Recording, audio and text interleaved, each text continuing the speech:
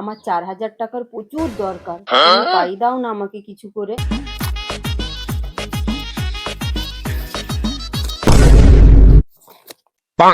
ঠাকুর, 4,000 টাকা আমার খুব দরকার। মেয়েটার প্রচুর পয়সার দরকার, কি করি? 2,000 টাকাই তো আছে, এই 2,000 টাকাটাই দিয়ে আসি।